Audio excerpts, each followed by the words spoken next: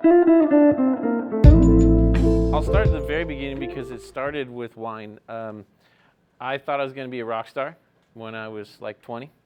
And the best way, I went from managing record stores to realizing that I could work half the hours and wait tables and make the same amount of money. So I started off at Coco's. That was my lovely job in green polyester pants and slinging salads for the midday rush. And then I realized the more expensive the restaurant, as far as the check average, the more money I was going to make. It's pretty easy math, right? So I had some friends that worked for the Wolfgang Puck Cafes, which used to be here in Southern California. So I got a job at Fashion Island, and my first day of training was 4 hours of upselling and service standards and everything. And then the second half was a 4-hour wine tasting. And I didn't drink growing up. Like, I just focused on music and coffee and soda and stuff. And I thought it was the most disgusting thing I had ever tasted. I sat there, I vividly remember laughing in my head at everybody. I'm like, you guys are so full of crap. You don't taste no apple and butter and pineapple. Like, you're just agreeing with the guy in the suit, like, to sound cool. The white wines we went through, there was like 18 of them, and I was just totally disgusted. I couldn't even get through the reds, right? It was just revolting to me. But very quickly, when I was on the floor, I realized that I got tired of going to my bartenders and saying, which one's the fruity Merlot again? Which one's the buttery Chard, right? If I knew the answers and I was confident, I could sell the wine to my guests. And if I knew what I was talking about, I could sell the most expensive wines that we had, which at the time was $45. I remember Kendall Jackson Grand Reserve Merlot for $45, or maybe it was $65. And then I moved to Florida with Wolfgang and got thrown into fine dining. And well, actually, no, let me back up. To figure it out, I forced myself to drink wine. Because I'm like, I got to figure this out. And instead of drinking Pepsi and playing Sega Genesis, Joe Montana, I went and got a bottle of Woodbridge Chard and Woodbridge Cab, and I choked it down. Like, I poured a glass of Chardonnay and drank the whole thing, even though I thought it was gross. Next night, came home, did the same thing. Did that every single night with both bottles. What I liked was all of a sudden I was kind of relaxed. Like, the ritual of it was kind of cool, right? So that part hit me. So all of a sudden I just liked the routine of a glass of wine and relaxing. After doing that for a few weeks, all of a sudden my taste buds kind of woke up and I could start tasting it differently. The way I put it is all wine tastes like fermented grape juice. When you no longer taste that, you taste everything beyond it. It's like not seeing the canvas anymore. You only see what's on it, right? And when that happened, I freaked out. I fell in love with wine, and it became like as big as music and movies ever have been in my life, and it became a passion. So it was really cool that I got thrown into fine dining environments and started getting exposed to, higher end wines, more unique experiences. And I just started picking my jobs by how expensive the wine list was. I went into Ruth's Chris Irvine. I didn't even know what Ruth's Chris was when I came back from Florida. But I saw bottles of Chateau Petrus in there for over $1,000 a bottle. And I was like, I can work here. Because if I can sell that, I'm going to make some money. That led to me going into the wine industry. I didn't know that that was a job. I was actually going to be putting together a wine list for a restaurant in Laguna that was opening. September 11th killed all the financing for that project. And so I had met a guy at Wine Warehouse, and he made a comment one time like that he should hire me. And I called him and I was like, were you serious? Is that a thing? He's like, yeah, you want to come up with my team? We got a tasting up in Beverly Hills. And went and met the team, did this huge trade tasting, and went to dinner at Mastro's, and I'm like, this is a job? Like, whoa. So I worked for Wine Warehouse for 2.5 years, handling Costa Mesa, Newport. Then went to work for Louis Rotary Champagne in Mesa Market Domain, did that for a couple of years. I was honestly too young at the time. It's really tough to take your passion and make it a fight over like a viable commodity and sales quotas when you're all about romance and experience. So I took a break for a few years, and I wanted to get back to running. I'd never run a wine program. So I went to Michael Jordan, Master Sommelier at Napa Rose in Disney, and was like, Michael, I want to come learn from you. I want to be a captain on the floor, help you manage the cellar. He's like, I need a bartender. And I was like, I've never bartended. He's like, just don't tell anybody. I was like, what? He's like, yeah, just don't tell anybody. I'll tell him that I'm putting you through to casting and we're going to hire you. I didn't know I was going to apply for Disney. So I lied on my Disney application and said that I had bartended before. And I got thrown behind the bar the night before my first shift. I was at Garf's in Costa Mesa going, can you just teach me some drinks? Can you teach me like a Cosmo, a lemon drop, or something? And I had to fake it for a few months. I didn't know anything. But I was really good at faking it and tricking the bartender I was with to teach me every recipe. Like, how do you make your Mai Tai? I just want to make sure I'm on the same page. And she just kept spitting out recipes. That was around '08 when the craft cocktail thing hit and the varnish opened, and what I realized was I had wine down pat and I could give the most amazing experience to my guests ever, but I sucked at delivering that from a cocktail perspective. I remember sitting at Kohl's, having an aviation, and going, I'm embarrassed by what I do. So I immersed myself into the craft cocktail world for the next 10 years, got as good at that as I ever had been at wine, which was really fun for me because it rounded out the whole portfolio, I guess, of what my palate could do or handle. And I really think I had a huge leg up jumping into cocktails because of wine. And that's what this sort of talk is about. I think we teach wine completely backwards and horribly wrong. And I apologize to all of you who have tried to figure it out and looked at SOMs and books and all of the rules and tests. It is so overly complicated. I have forgotten more about wine than I will ever know. Right? I have studied for every major exam out there. I've sat with the court. I've gone through like all the bells and whistles. And at one point, I could have told you all of the Grand and Premier Crus of Burgundy and every grape in Chateauneuf du Pape and all of the subregions of Rias Baixas. I don't know them anymore because I'm not looking at flashcards. But to me, that makes it harder to understand actually drinking wine and, more importantly, serving wine to your guests, if you're so caught up in the laws, the rules, the geography, right? So what I want you to do is hopefully walk out of this with a different direction on how to approach wine. Has anybody had a hard time learning about wine? Does everybody think it's tough, weird? Or y'all all got it down? Yeah? It's tough? Yeah?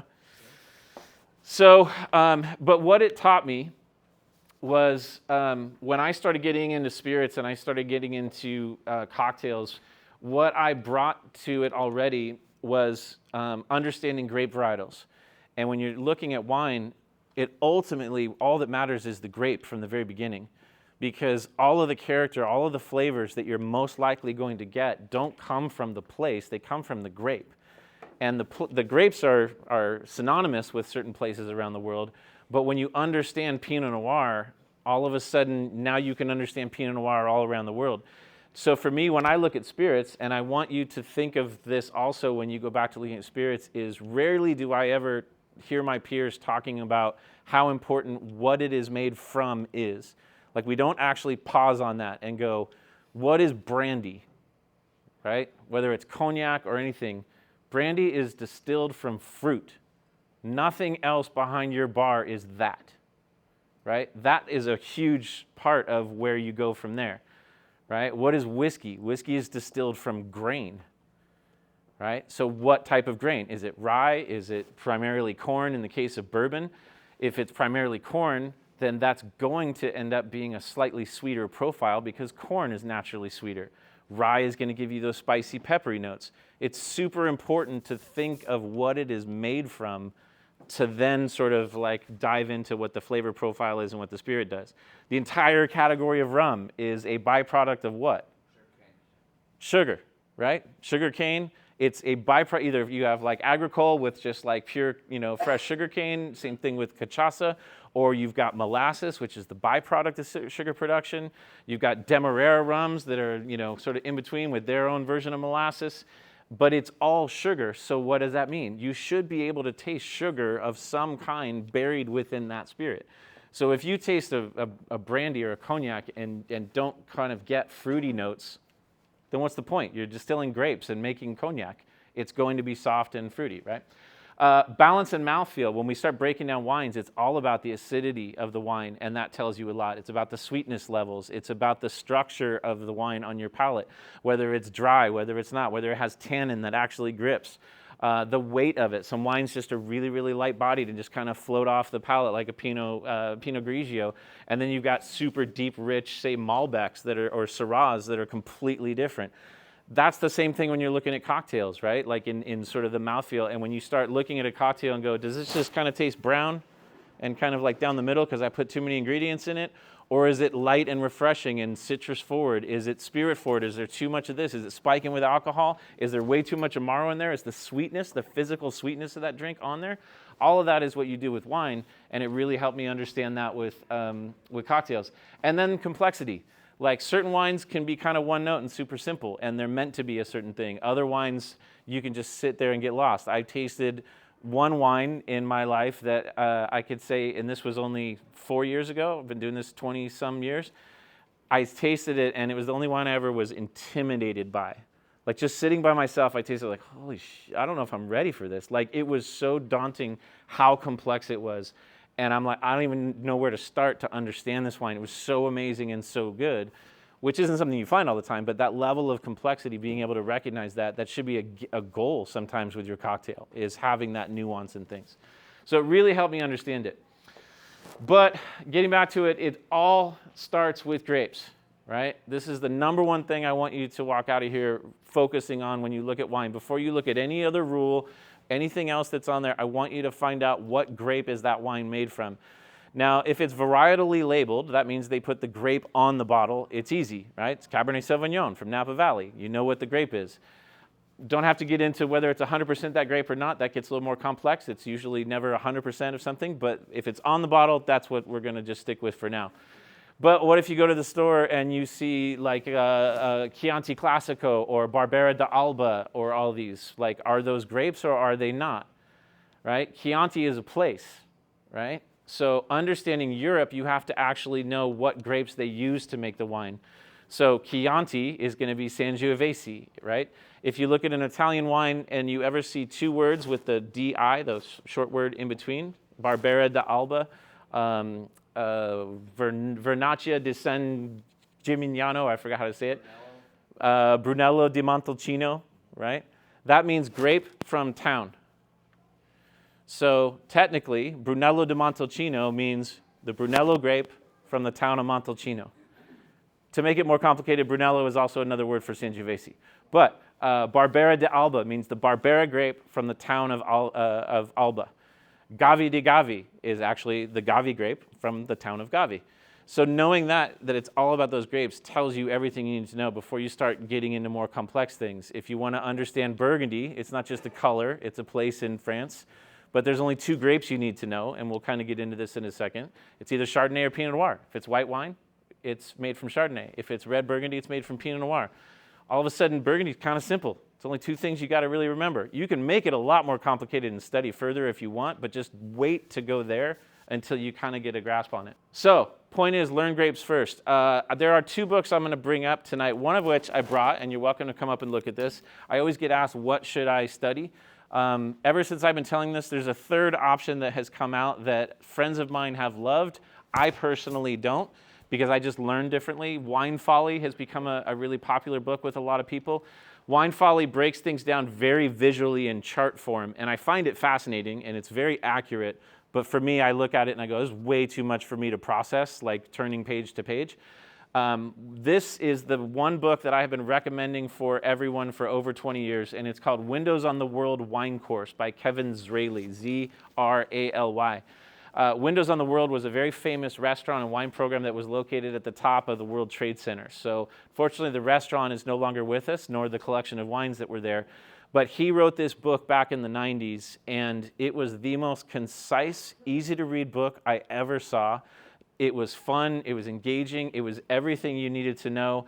You can skim through it, you're not going to remember everything. You can just keep reading it over and over and pick up more, but he made wine make sense. I remember meeting him one time, asking him how come he never went down the quartermaster sommeliers. He goes, why do I need to? I was like, you're right, you're Kevin Zraly. You're like one of the most respected wine guys in the world. He just ran a wine program and knew all this stuff. He was awesome. So that book is always one that I recommend over the Wine Bible or Wine for Dummies or any of those other ones. They all make it more complicated. The other one, there's an author named Oz Clarke, and I don't know the actual name of the book, but I think it literally might just be called Wine Grapes or Grapes. He did an entire book that just starts with grapes. So each major grape has a page, and you can just look at that. And then it has an encyclopedia of every grape that's out there, and there's way too many to learn. But it was a great place to start to understand kind of what these were to begin with. So, white grapes. If you were to sit and do blind, when we're going to do this in a second, if you do blind tasting with the quartermaster sommeliers, it's a very intimidating process starting at the advanced level. You walk into a room and there's 3 people sitting in front of you in a panel, and there are 3 glasses of white and 3 glasses of red, and you sit down there and you have 24 minutes to identify over 40 characteristics of each one and identify what the wine is. and your time starts as soon as you touch the first glass. And you just have to sit there and rattle everything off and go for it and hopefully finish in an amount of time, and then you walk out of the room and you don't know whether you got it right or wrong until the award ceremony. And everybody thinks that you have to know everything about wine to do it. It's actually a process of elimination as opposed to knowing it and recognizing it. You don't just sit there and go, oh, yeah, it's this, I'm tasting this, and lead to a conclusion.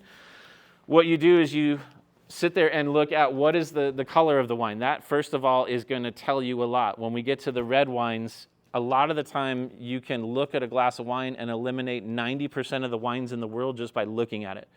It couldn't possibly be anything if it's that color, right? That color saturation. The acidity is a huge one. When you taste it, that tartness is only evocative of certain grapes and or certain styles of wine. So before even having to know all the nuances and break down all these flavors, just focusing on the acidity level is going to tell you a lot. The mouthfeel is a huge part of it, as well as whether or not there's oak in the wine. Oak is important because no grape tastes like vanilla, right? No grape tastes like baking spices, right? All of those flavors are going to come from the aging in oak. No different than think about how important oak aging is and whether or not the oak is charred in whiskey production, right? All of that flavor is going to come into it from the barrel. It's the same thing with wine. And in white wine, there's not that many wines that are going to be aged in oak barrels, so that usually is a pretty good sign where all of a sudden if you're tasting that characteristic, you can eliminate 90% of the white wines in the world because they're not a certain way. But if you look at these colors, like just to show like the differences in there, on the top left is Pinot Gris. It looks a little confusing because Pinot Gris, or Pinot Grigio as the Italians call it, actually is a purple grape. It can get sort of underripe and be kind of green, but it actually looks that color. And on the right is Sauvignon Blanc, much more of like a lighter sort of almost, let's say Mountain Dew sort of yellow at times. The bottom left is Riesling. That looks almost like white and silver compared to the other ones, right? So if you're looking down and you don't see a lot of color, then most likely it's not going to be the one on the right, which probably is Chardonnay, because it's lacking that color concentration. So before you even dive into it, you can tell yourself a lot of things. More importantly, we get into flavors. But of all of the grapes in the world, I've kind of picked, I think there's 10 of them on here that are the only 10 grapes you really need to know for the most part. Right? You can always add the other 3 that I forgot to add on there, and it's always changing, and it's always a personal preference. But the most important, in fact, there's 4, and I'll add a 5th one on here. So Pinot Grigio, everybody's heard of Pinot Grigio, right? That is the Pinot Gris grape. It is native to France, but then the Italians took it and started planting it everywhere.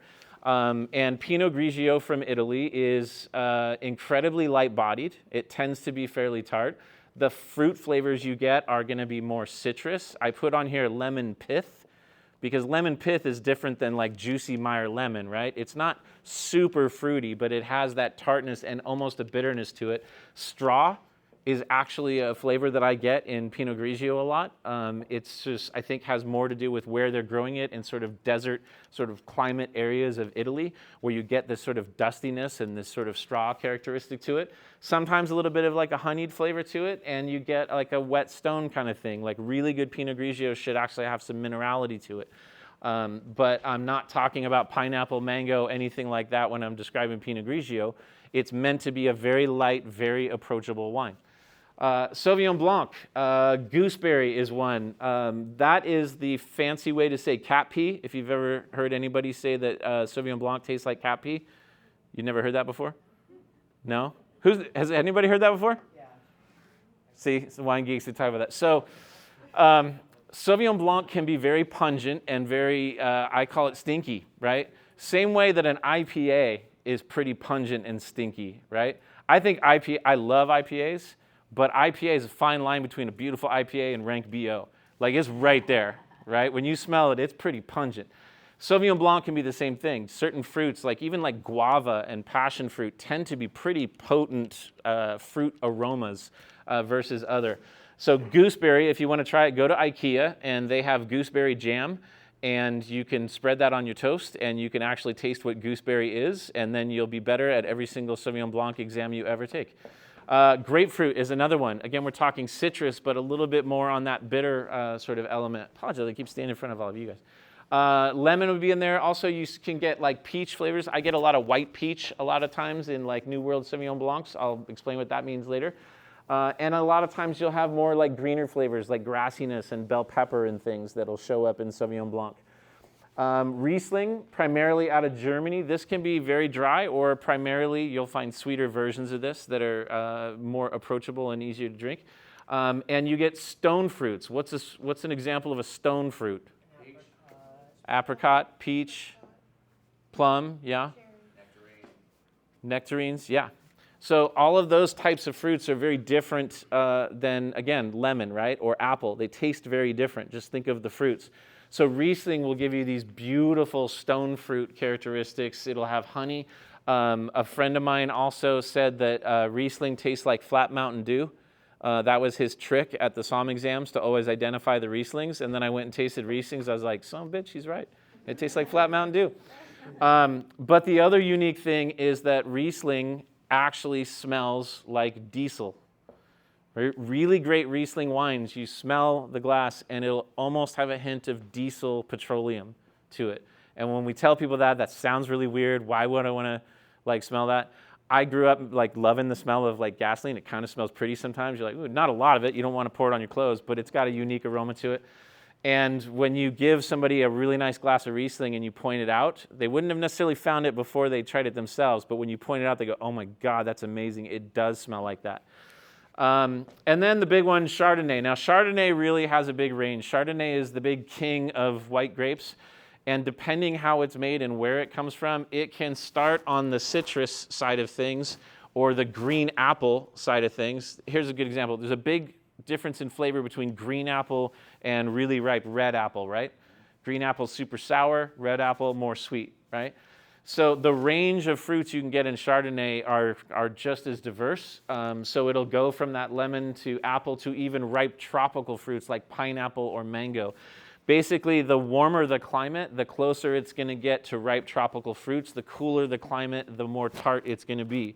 Example would be Santa Barbara Chardonnay would be on the tropical fruit side because it's a lot warmer. Then there's a place in France that's called Chablis that is very, very cold. They don't use any oak in it. And it's just all citrus and steely and tart on your palate. So Chardonnay can be diverse, but also when you're tasting it, you start going, was it aged in oak or not? If it's not, like Chablis, then I'm not going to get butter and nutmeg and caramel notes. But if it's aged in oak and I get that as well, that's going to tell me a lot. Before we get into red grapes, let's taste a little wine because I'm going to pause. Later in the slide, I talk about markers. Markers are a thing that are very personal. The flat Mountain Dew that he told me about, that's a marker. That was his marker. Markers are things that when you're going down the road of trying to taste a wine, if you taste this one thing, you know exactly what it is. The favorite one is there's a grape called Viognier, and the marker for it is Fruit Loop cereal. And every SOM that I've ever met or worked with all agrees that the marker for Viognier is Fruit Loop cereal. And when you smell Viognier, you go, oh my God, there's Fruit Loops. And you don't even almost have to taste the wine because no other grape in the world is going to give you Fruit Loop cereal. So if you find markers during a test, you're like, home run, because I know exactly what this is, and then I can start breaking it down and start earning my points and stuff. So you have two wines, one on the left, one on the right. Keep them straight as far as which ones they are. If you have a napkin or would like one of the ways that you can do this is to tilt your glass forward like those are in the picture, and you look down through it to look at the color. And you'll look at it and see, what do you see as far as color? Is it really like a deep color concentration, or does it look a little thinner and sort of a paler yellow? Is it more towards golden? Are there sort of lighter silvery highlights to it? Well, let's do this. Look at the one on the left and then look at the one on the right. Do they look different in color at all? Yeah. Right? What does the difference look like between them?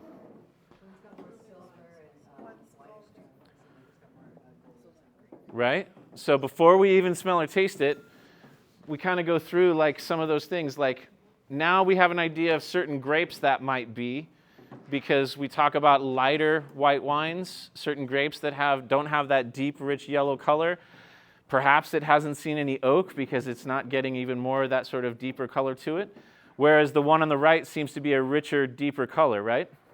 All right, so now take just a little whiff of wine number one, or the one on the left.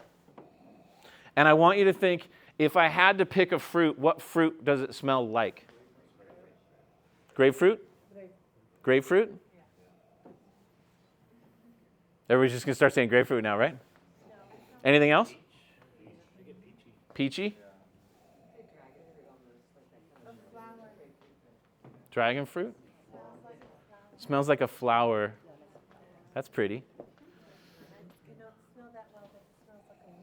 It's kind of pungent, right? Like for a fruit flavor. I get passion fruit myself. Like if you really smell like passion fruit is like that kind of peachy but kind of tingle your nose kind of thing. But all of those other answers I also get. I get a bit of a peachiness. I definitely get grapefruit. Like that's a great call. So all of those things we just described, were we describing Chardonnay? No, right? So you can kick Chardonnay off to the curb like it's not that. Now we got to taste it and think about like how tart is this wine, like, you know, versus how creamy in a texture or anything like that. What do you guys think? A lot of citrus, right? It's pretty tart, right? Does anybody get any vanilla and baking spices and caramel?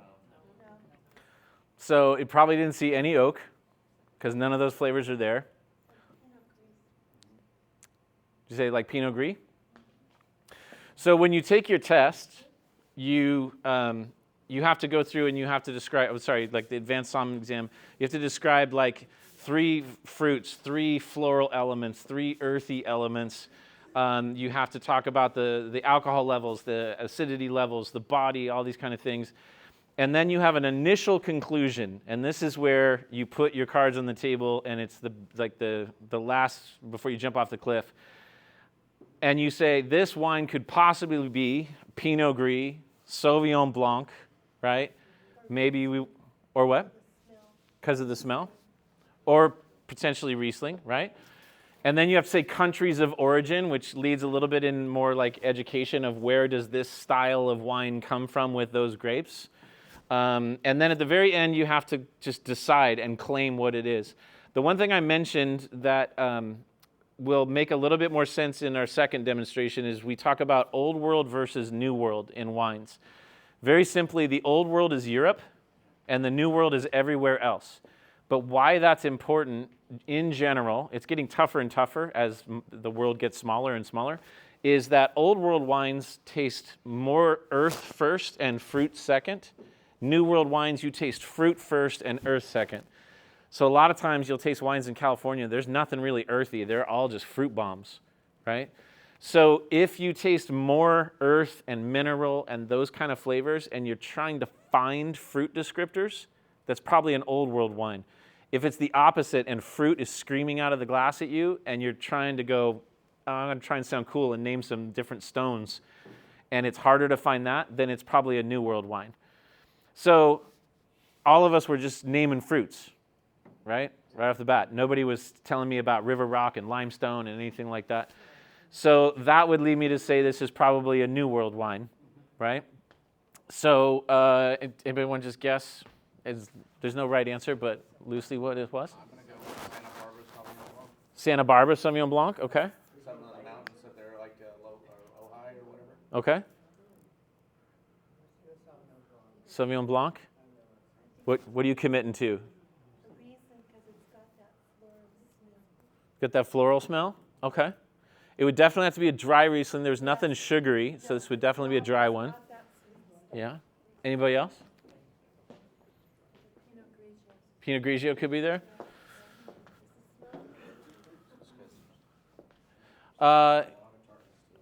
You get a lot of points for saying Santa Barbara Sauvignon Blanc, but yes, this is a New World Sauvignon Blanc. This is actually from New Zealand. It is Cloudy Bay. Yeah, actually, there's a cheat sheet if you looked at the slide earlier, is all of these wines are from my portfolio, so. This is a wine that changed the entire world of wine, the entire business of wine, and put New Zealand on the map. The story of it is that there was a winemaker in Australia at a place called Cape Mentelle, and this was back in the late 70s, early 80s. These two winemakers came over from New Zealand, which nobody knew New Zealand was making wine, or it was not successful. And they brought over a Sauvignon Blanc and tasted him on it, and his jaw was on the floor. He's like, this is the most amazing Sauvignon Blanc I've ever tasted. Like, what is going on in New Zealand? So he went over to New Zealand, and the government at the time was ripping out vineyards because they said, we have too many sheep and we have too many vineyards, and we need to fix the economy. So right when everybody was tearing vineyards out, he was planting vineyards in and around Marlborough. This first vintage, I think, was 1985, and he released it to the world, and I believe it was Robert Parker. His quote was, "This is arguably the greatest Sauvignon Blanc in the world." And when all of a sudden he said that about some weird wine from New Zealand, the whole world went, what? What are you talking about? What New Zealand did and what Cloudy Bay helped pioneer is they changed how Sauvignon Blanc was made. Sauvignon Blanc was pretty boring before then. If you go back to the 70s and 80s, we even called it Fumé Blanc sometimes, trying to sound fancier.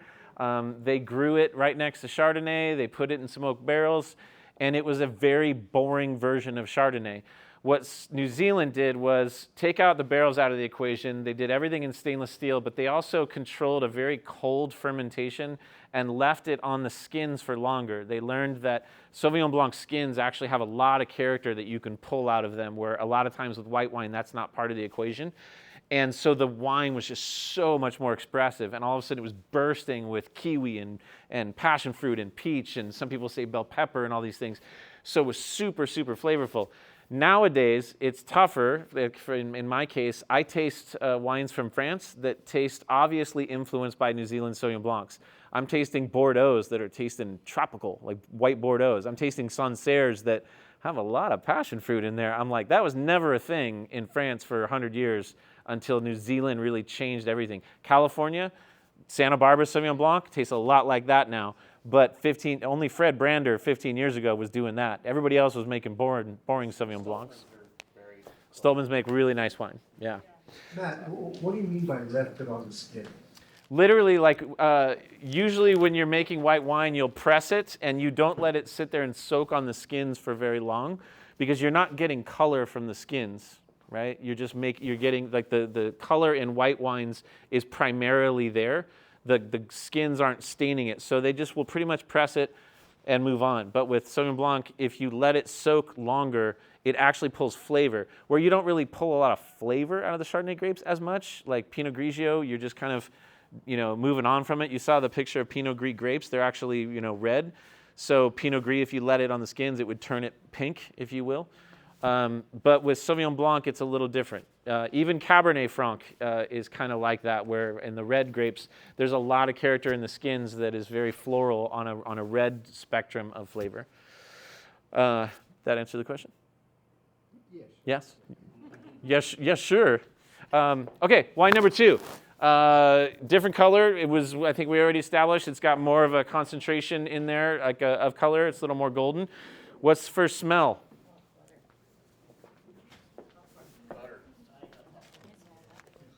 Butter, popcorn. Popcorn, yeah. There you go. Okay. If you can smoky. If you smoke or if you swirl it around a little bit, is there a fruit? If you had to pick a fruit, what would you say? Apple? What kind of apple? Is it green apple? Is it baked apple? Is it dried apple? It's a baked apple, like a Red Delicious. Red Delicious, like baked apple? Okay. Like a tart, really sour. Okay. I'm getting more sweet, more red side. Yeah. It's definitely not as fragrant. Does that make sense? Like it's not leaping out of the glass. No flour in this glass. I like that. All right, go ahead and take a taste and pay attention not only to the flavors, but it will feel different than the first one. Tastes very different than the first one, right? It's not as tart, But all of a sudden, like we were smelling it was getting like butter bomb and all that stuff. But actually on the palate, there's actually some acid there, right? It actually finishes kind of clean, right? I think you could have maybe expected that it was going to be like, whoa, this is going to be really, really unctuous and really, really thick and buttery. But on the palate, I get a little bit more like fruit on there. Now I'm getting like yellow apple like on the fruit. I didn't smell it, but I'm tasting it, right? It's not bitter and tart like acid like grapefruit or anything. What other kind of things do you maybe taste in there? You just taste something funky, don't you? I'm tasting sourdough. I like that actually, because I get almost like a sweet cream. Yeah. I think sourdough is a very cool call because think about it, like sourdough has, like the crust of sourdough has so much flavor, but then the inside is such a tart, like soft other flavor. Like sourdough is a really cool call on this because it has all of those elements. It has the toastiness in there, but then it's tart on the palate and kind of tingly, right? I like sourdough. That's like next level call right there. If I had a gold star, I'd give it to you. I will take it. I just want to point that out is say what you think. Like don't worry about, there's no wrong answers in wine. Like I really do think like sourdough is an awesome call. And if that's what it tastes like to you, then that's the right answer. So if you told me that this tasted, I don't know, like a dirty pair of jeans, I'd be like, that's wrong. Like that, take that off. That's different. But just go with your gut and like what it is. Like if you've seen, you get movie theater butter?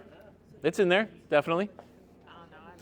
All right, so we did we describe any earthiness? Did we talk about rocks? Did we talk about soils and clay or anything like that? Nobody was mentioning that, right? Popcorn doesn't count as an earthy element. You said smoky? That's true, you did say smoky. So what do we think it is? I'm thinking Chardonnay. I feel like there's a barrel influence in it. You're getting barrel influence? That's like smoky, maybe tannins or something. I'm not too sure. Here's another geeky thing about wine to take one step further. Does anybody know what malolactic fermentation is? Malolactic fermentation comes up in wine all the time. Red wines, almost every single red wine in the world goes through malolactic fermentation, so it never gets mentioned. Malolactic fermentation comes up in Chardonnay a lot. There are two different types of acid. There is malic acid and there's lactic acid. Everyone understands what lactic acid comes from, right? If you're lactose intolerant, what can you not have? Milk, dairy. So the type of acid that is found in dairy is lactic acid. Malic acid is the type of acid you find in citrus. Completely different type of acid, right? Think about the difference in the mouthfeel of lemon juice versus milk. Completely different mouthfeel. So what they do is they convert the malic acid naturally found in wine, they convert it to lactic acid. So what that does is it changes the mouthfeel of the acid in the wine. So this wine, when it doesn't have those tart, sharp things, it has sort of that more rounded flavor. Even on your palate, it coats it a little bit different. There's a little bit more residual feeling. That's the lactic acid that has been converted in there. It doesn't mean that you turn your wine into cheese or butter, right? But it is a process that changes the acid. And now everybody's getting into acid adjusting everything. So now every bartender is going to be a master of every type of acid known to man. Which is cool, just like everything. Don't overdo it, right? Is that the process for Rombauer? Why it's so... Rombauer, can you pause the recording? Oh, yeah, sure. No, ask me about Rombauer afterwards, we'll say. There's no, the number one rule, the only rule I know in the world of wine is drink what you like. That is the number one rule. So if you're a fan of Rombauer, then drink all the Rombauer you can. Don't worry about the glassware. Don't worry about the rules. There are no rules to it at all. What we poured for you is Newton Vineyards, unfiltered Chardonnay. Newton Vineyards is one of our properties up in Napa Valley that in the early 90s, late 80s, early 90s was pioneering Chardonnay and Cabernet in Napa Valley. This was back when there was a lot more Chardonnay being produced in Napa Valley. And what Newton really did successfully, primarily there was a gentleman who I think is the most talented winemaker I've ever met in my life named Luc Morlaix, who led Newton Vineyards through part of the 90s. The unfiltered meant that it is bottled without filtering and fining it. So they will actually, with Chardonnay, since it's sitting there a lot of times on the lees in barrels, if you go to a winery, they'll be stirring the lees, like stirring the barrel, which is stirring up all of the particles inside, just like I was mentioning with champagne to get more flavor. Then they will fine that a lot of times, like filtering it through egg white, which will pull out all of the particles, or there's other ways to filter wine. And it can strip out a lot of the characters. So as long as you do it carefully, you can bottle it and still make it nice and clear and beautiful. And unfiltered Newton sort of really kind of came on in the 90s. I think that it is the richer style and body of Chardonnay, but still balanced with enough acidity. Like, I think everybody, when they tasted it, went, oh, that's actually good. I thought it was going to be kind of bad. Because sometimes now you drink Chardonnay and it's just, you need a glass of water next to it. It's too rich. But I will tell you that my favorite grape in the world is Chardonnay. The greatest wine I've ever had in my life is a Chardonnay. And when it is done right, there is nothing in the world that can beat it. The best wine I ever had in my life was 1995 Domaine Laflave Batard Montrachet. So there's a place called Montrachet, a vineyard. It's one of my favorite stories in Burgundy. A vineyard called Montrachet, which is the rarest place for Chardonnay. Hundreds and hundreds of years ago, there was a very rich man who owned it, and he decided to split up his property and give to his son a piece of it, which was called Chevalier Montrachet, or the Knight of Montrachet. He had 3 daughters. He carved out a piece for them. I think it is called Les Proussets, which is like the muses.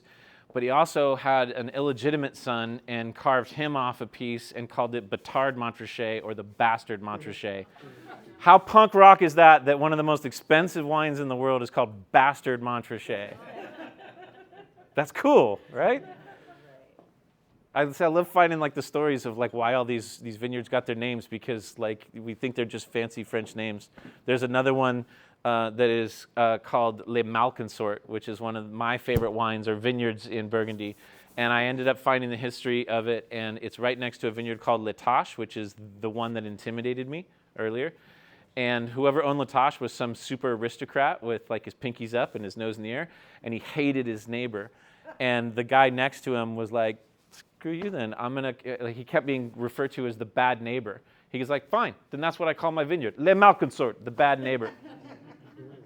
So you can drop like $300 in a store on a bottle of wine called the bad neighbor. See, French wine's more punk rock than you thought. Yes, so that is Chardonnay. All right, so now let's get into red grapes. Look at the difference between that color concentration and this one, right?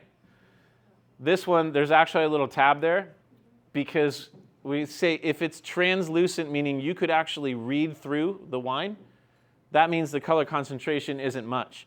So a lot of times one of the tests is you can put your hand underneath it, and if you see your fingers clearly, that tells you a lot about how concentrated the color is.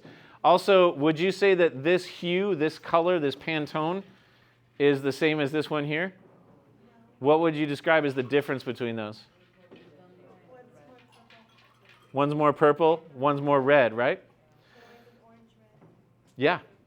So there's a spectrum of color in red wine that tells you a lot of things, right? If it doesn't have that deep concentration, it can only be a few grapes. If it's super dark and inky, most likely it can only be a few grapes.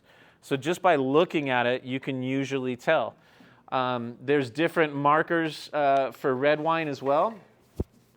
First, let's get into a few of the key ones. Pinot Noir. Everybody's heard of Pinot Noir at this point, right? Pinot Noir is the lightest red grape in general, right? The lightest bodied, the lightest as far as tannin. It tends to be more tart. It's more approachable.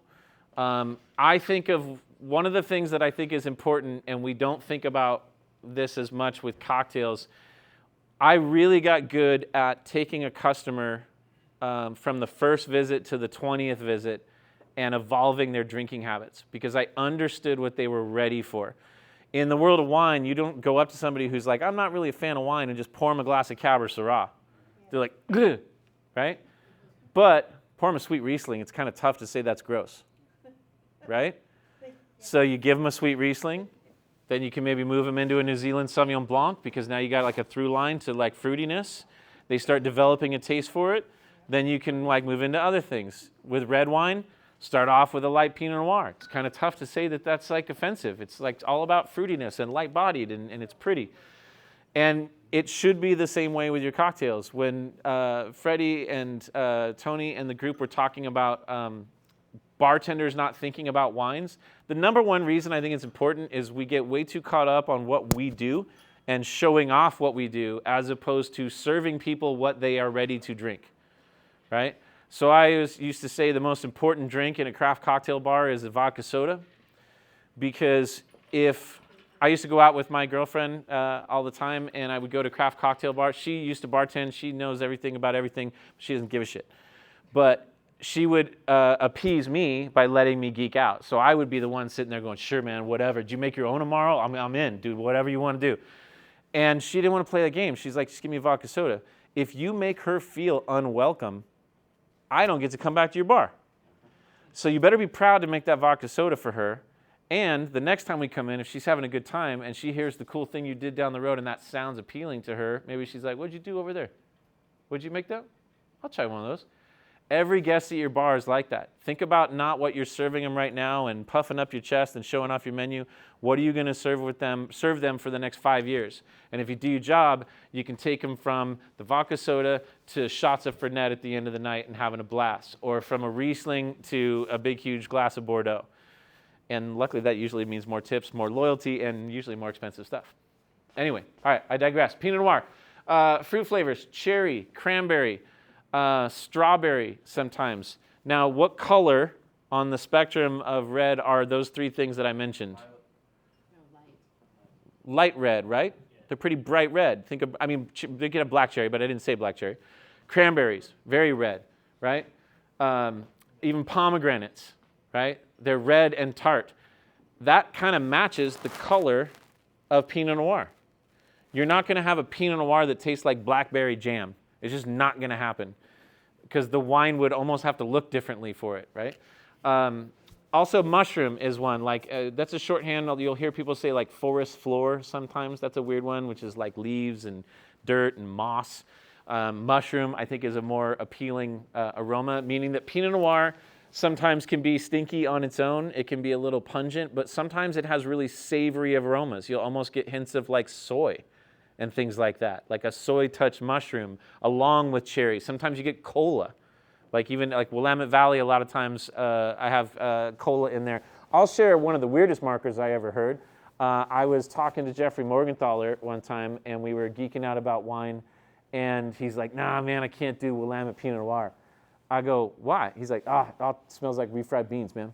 I go, what? He's like, yeah, it's Rosarita canned refried beans. I was like, no way. It can't smell or taste like that. So I went and bought a bottle of Willamette Pinot Noir, and son of a bitch, he's right, it's in there. I would describe it, I would have picked up on it as like an iron-like thing, right? But he's right. It actually, to him, smelled like canned Rosarita refried beans, and now every time I find that, I'm fascinated. Tempranillo. This is the champion red grape. Anybody know what country? Argentina. No. Spain. Yeah. Spain. This is native to Spain. This is their big red grape.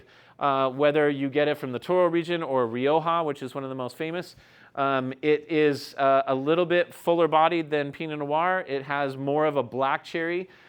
Sometimes like deeper red fruits. You can even have like fig in there. But you start getting into more savory things like tobacco, cigar, cedar, those kind of things. Partly from the aging process, but partly because the wine tends to taste like that. Cabernet Sauvignon, you go right into black fruits, black currant, blackberry. Baking spices are all in there, mainly because where do we get baking spices? Hot places, but where else would a wine? It's not in the grape. You're going to get it from oak aging, right? Cabernet Sauvignon sees extended oak barrel aging. So you're going to get, and it's usually new oak, so you're going to get a lot more of those baking spices. I threw graphite on there because Bordeaux, in the left bank of Bordeaux, sorry, that's one side of the river, pencil lead is one of the markers. If you taste the great wines from the left bank of Bordeaux, along with the fruit flavors and other things, you will have this flavor like you're chewing on a number 2 pencil. And it's very distinct. It's like pencil shavings. Those of us who, most of you are not old enough to remember sharpening your own pencils and number 2s and stuff. But that smell is so distinct. And you literally, it's like you soaked it in the wine. And that sounds weird and it sounds almost gross, but it's not when you're drinking this beautiful glass of wine and all of a sudden you're like, oh my God, I feel like I'm tasting the greatest wine I've ever had and I'm chewing on a number 2 pencil at the same time. So if I find that in a wine, I know exactly where that came from in the world because that doesn't happen anywhere else. And then Malbec was the one on the bottom right, deep, dark, rich, so you're getting into really black fruits. You get more into plum, blackberry, again, tobacco, but even cocoa.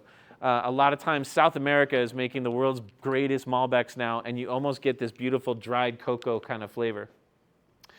So markers to look for. What did I say the marker was for Riesling? Anybody remember? Petroleum, diesel, gasoline. The Germans are crazy. They put gasoline in their wine. It smells like it. Viognier, what was the marker for Viognier? That's my favorite. What was it? Fruit Loops. Yeah, so if you ever see a Viognier or if you go to work and you have a Viognier by the glass, I want you to go and pour a taste. I want you to smell it and tell me if you don't find some Fruit Loop smell in that wine. Sauvignon Blanc, there's a lot of different ones. Everybody has their own. For me, it's passion fruit and white peach. For my buddy, it was flat Mountain Dew. It can be grapefruit. Or I have a lot of friends that absolutely tell me that New Zealand Sauvignon Blanc smells like Tabasco to them. And I don't get it.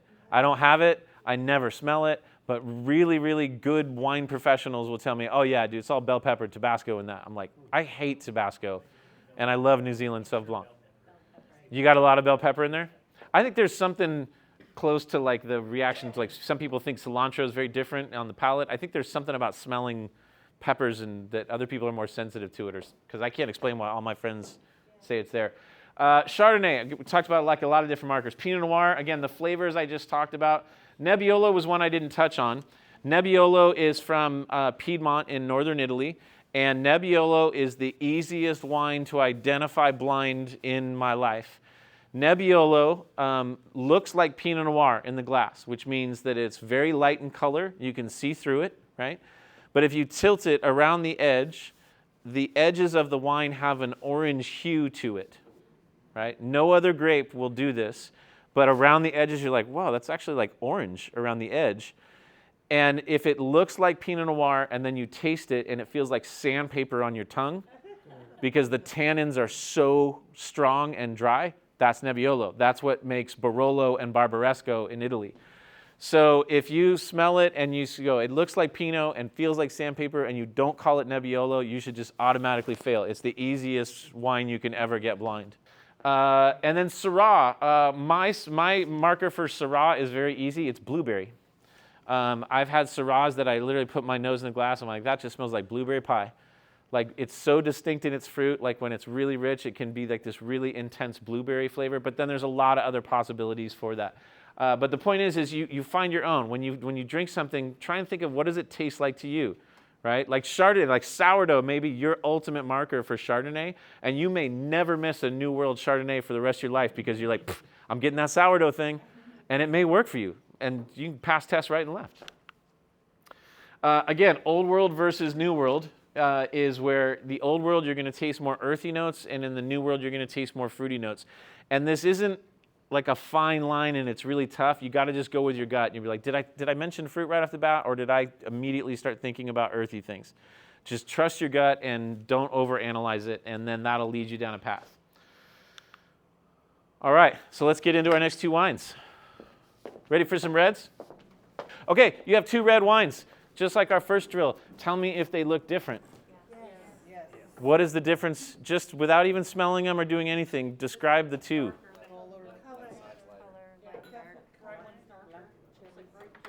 Huge difference in color, right? What about not just the concentration, but the actual hue? Yeah, you can see through the left one, you can't see through the right. Right? That's exactly right, Sean. Yeah, even from here, I'm like, that looks more red and that looks more towards black and purple, I can see my finger, and this one I can't. right? Yeah. Yeah, you can't see your finger through the second one. So is the wine on your right a Pinot Noir? If it is, it's a really bad Pinot Noir. Right? It's got a lot of grape juice and stuff added to that. I told you the story about Nebbiolo, right? That it looks like Pinot Noir with an orange hue. Is that the wine on the right? So, boom, we can take that off the table. Couple of other grapes that I didn't get into. Grenache is one, and also Mourvedre is another one. These are grapes that come from the Rhone Valley in France traditionally. They are on the lighter color spectrum as well. So you can eliminate those on that one, right? But before we get to that and start guessing what that is, on the left, what clues do we have of what this wine most likely is? It's either a Pinot or a Sangiovese. Okay. Because it doesn't look like it could be a Malbec. No. That was really black in the picture. It doesn't probably look like a Cab, right? No. You can see through it. The only way this could be a Cab or a Merlot or something is that if it were perhaps 15 to 20 years old, because red wine will lose its color concentration over time, but it also changes and gets kind of brownish and brick red. And this one just looks red. It doesn't look brown red, doesn't look rusty red. It looks like a nice red color. So again, all of these, without even touching the glass, we can eliminate 90% of the wine world as far as what this possibly could be. Now give it a smell.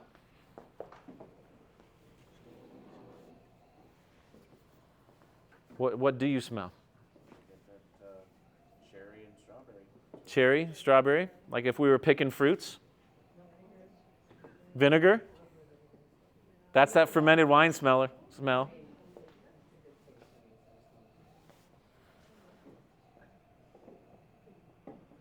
Yeah, I get sort of like a prickly, it's sort of pomegranate-y, like it's a tart kind of prickly sour thing on my nose, but I think cherry's in there, almost like a little dried strawberry.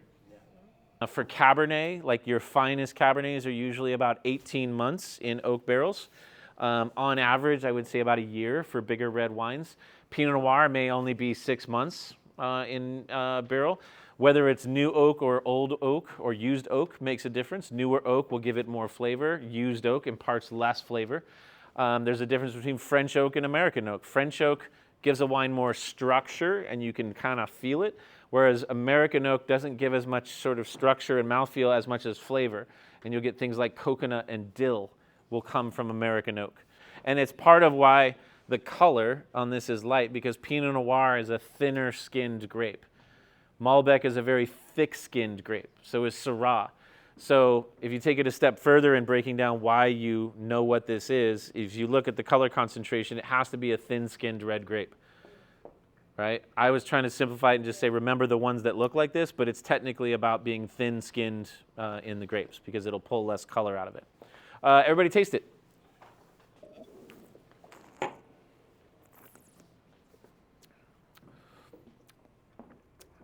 Kind of tart, right? Kind of cherry, kind of strawberry. Yeah. Not super complex, not super dry, not black like licorice or anything. I'll tell you, this is a very drinkable house Pinot Noir, right? So the fact that none of you are blown away by this is not a problem, because in your restaurant, I would charge you $7 to buy this bottle. But for $7, it's pretty solid. Yes, this is California Pinot Noir. We didn't talk a lot about different, again, earthy aromas, anything like that. We were like, first thing you said, cherry, strawberry, right? So this is actually from Newton, but this is a California wine. It's called Skyside. There's Pinot Noir, Chardonnay, and Cabernet in this line. And it is meant to be a quality wine at a California appellation so that you can pour it as a house wine in almost any environment. The Cabernet definitely delivers. The Chardonnay is actually very, very drinkable, and that's even $6, I think. The next wine. Who wants to take a smell of that and tell me what your first reaction is? Earth? What kind of earth?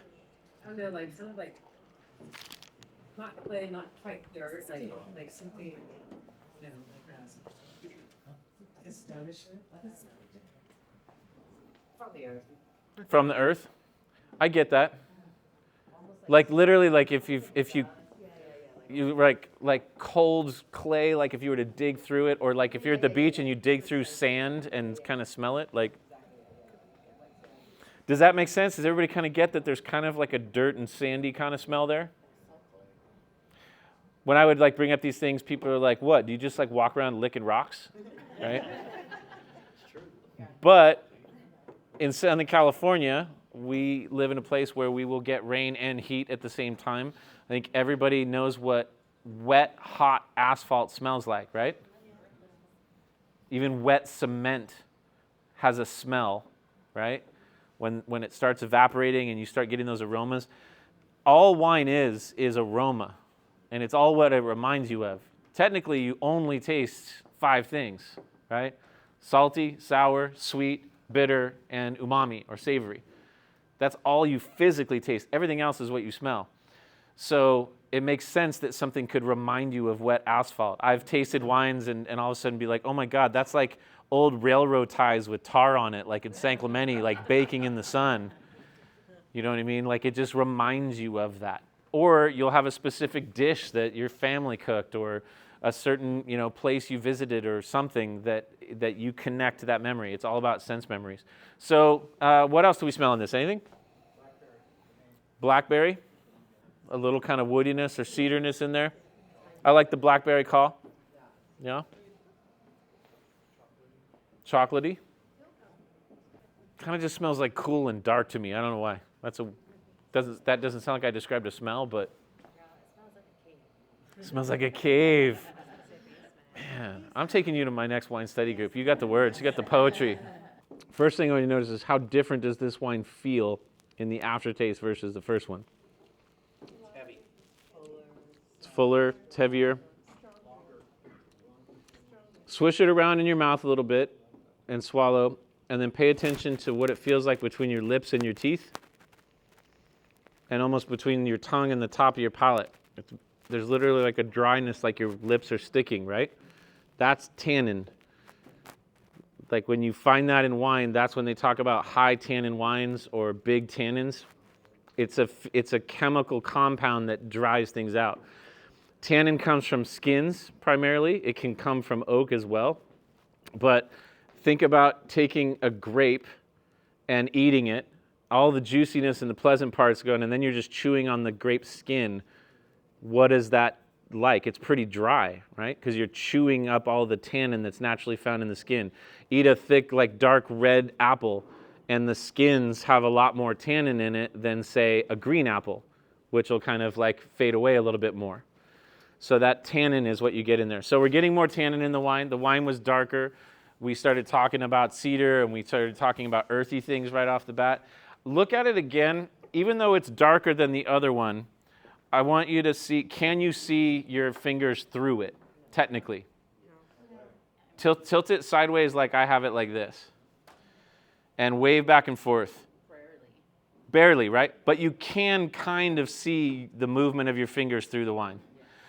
The point in that is that the variation of like translucent to completely opaque, like we call it, is a spectrum. It's not just only Pinot Noir is translucent.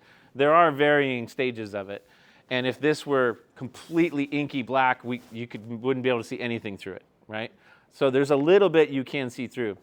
So I would say this kind of puts it in the middle of the spectrum. What was the first thing shouted out that we said, that we smelled? Dirt, right? So when we ask ourselves, is this probably old world or new world? Are we tasting more earthy type things, or are we tasting a lot more fruity things? It's a lot more earthy things, right? There's fruit in there. I get blackberry. I get like fig kind of flavors. There's a nice kind of black fruit going on there, but I'm getting cedar and sawdust and minerals and clay and all these other things. So this is old world to me. It's not big and dark and super concentrated, so I would eliminate Malbec and Cabernet Sauvignon and the big ones. I'm eliminating Pinot Noir and all those, so it leaves me in the middle. And this is a tougher place because you have to spend some time drinking old world wines to kind of taste those middle ones. This is a Tempranillo from Spain. So this is called Termez, and it's from a winery called Numancia. You like it? It's beautiful wine. The property is an amazing property. Numantia gets its name from a town that goes back to the Roman Empire that was called Numancia. And the town was legendary for refusing to give in to the emperor and give in to the Roman invasion. And the town fought to the death. And it took years for them to finally overrun and kill everyone in the town. But the story of this town never giving up to the point of dying and instead of opening the gates became legend about resilience and about fortitude and strength. And so when they chose the name for this winery, they wanted to honor the town. But if you apply the dialect in Spanish and how Numancia would be pronounced, it's Numantia, right? So hence Numantia is the name of the winery. The vines themselves are what we call wild bush-trained vines, meaning they're not in rows. They're literally just gnarly vines and trees growing that are about this high, kind of scattered all throughout the desert of this place called Toro in Spain. And the age range of vines will be from 15 to over 100 years old. Now, grapes or vines that are 100 years old barely are producing fruit, but it's intoxicatingly intense and beautiful. So the wines, this one is like, I think 10 to 25 years are the age of the vines. There's another one called Numantia that is like 25 to 75 years of age. And then there's one called Terramantia that are like the 105-year-old vines that they produce. Toro in Spain, not to get overly geeky, Toro is the third most famous place in Spain for red wines. Another one is called Ribera del Duero. And then the most famous is called Rioja. The difference between Toro and Rioja, Toro is more modern, and this wine, I would say, is almost made in a more modern style with small French oak barrels and things, whereas Rioja is much lighter bodied. They use American oak. They use traditions that go back 150 years. The wines are totally different. So even though it's both Tempranillo, it's very, very different wines. I have a marker for Tempranillo and Sangiovese. Right? Sangiovese is the central Italy grape for Brunello di Montalcino or Chianti. When I'm in my blind tasting, I've narrowed down all the possibilities. I'm like, could be Sangiovese, could be Tempranillo, either from Italy or from Spain. And then literally I pause and I ask myself, I'm like, do I get any hint of sun-dried tomato? If I get sun-dried tomato, I'm Italy, I'm Sangiovese, I'm committing. If I don't, I go to Spain. And if I get dill, then I know it's Spain, because then I know it's Rioja because they use American oak. So wrapping up kind of the blind tasting, all of that is just understanding what do grapes tend to taste like, and then where in the world do they make wine like that. And then you can learn the styles. And you don't have to get caught up in how long is it aged? What kind of barriques are there? What are the size of the barriques? What kind of yeast are they making? You know, how arid is the climate? It's all just a ton of noise that makes it a little tougher for us to just get around a glass of wine and enjoy it. If I circle back to Pinot Noir, right? That is one of the most important red grapes, and it comes from Burgundy, France. There's nowhere else really worth talking about in France that makes Pinot Noir. And then I say, where else in the world does Pinot Noir made that is great? Oregon. California. Now we're searching for maybe any others, right? There's a little bit, then New Zealand actually makes some really good Pinot Noir. So the entire globe is understood as far as you got Pinot Noir, one of the most famous grapes in the world. I know pretty much everywhere in the world where it's made. Burgundy, France, California, Oregon, a little bit New Zealand. Move on. Cabernet Sauvignon comes from France, a place called Bordeaux. Where else is Cabernet Sauvignon huge? Napa. We can put all of California in there, but Napa gets an extra star, right? Where else? You don't hear about a lot? Chile? There's a little in Chile. Not a big deal. You don't have to be the coolest wine person in the world to know what Chilean cab tastes like, right? What's that? There's a little bit in Argentina. There's Australia makes some pretty good cabs, but even not a ton, right? There's a little bit in Italy in a place called Bolgheri that's pretty important, but again, that doesn't help you understand all of Italy. Literally, Bordeaux and California are the entire conversation of cab for the most part. You can get into Paso Robles versus, Santa Barbara versus Napa, but it's California and France. Boom, whole world covered. Move on to the next grape. What about Chardonnay? It's the same thing. But if I tell you to go study Burgundy, France, you'll spend a month on it, and you'll leave so confused because there's so many vineyards, and they won't have the punk rock stories to make it easier. And you'll get lost. And then you go, now I got to learn Germany? That's a whole other language. It's all this other stuff. We've made it so complicated. My advice to you is if you just start and focus on grapes one by one and what they taste like, what they feel like, it'll make learning wine a lot easier because you get to move away a lot of the noise and junk until you start getting more and more comfortable and better at it. And then you can get into trivia contests and all that other stuff. And that's the moral of my story.